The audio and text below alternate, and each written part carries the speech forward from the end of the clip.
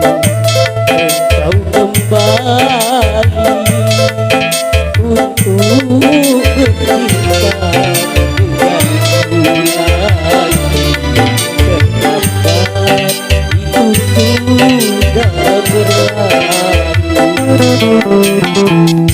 Tiada dahulu engkau sendiri yang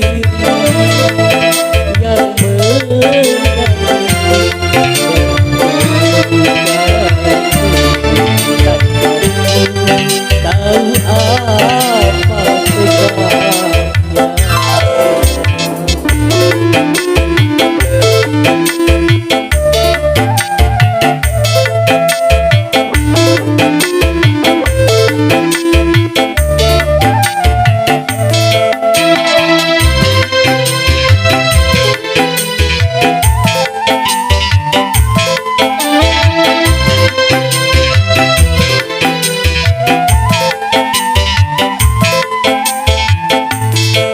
Seribu kali engkau mohon maaf padaku, tak mungkin rasa hatiku dengan katamu itu. Coba lagi mendekati diriku.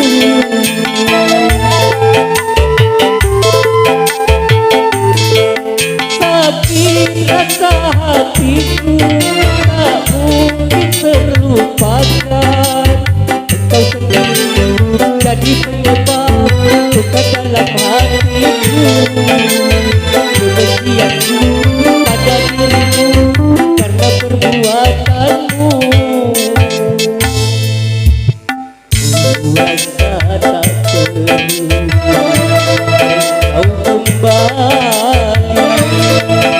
untuk bercinta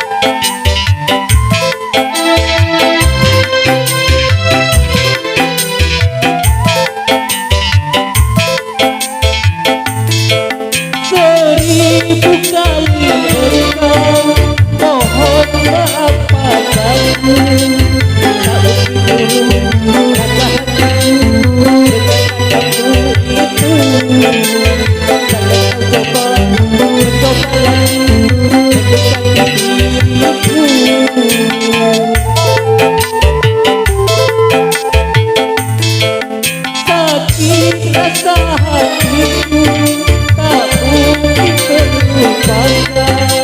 Engkau sendiri jadi penyebab luka dalam hatiku.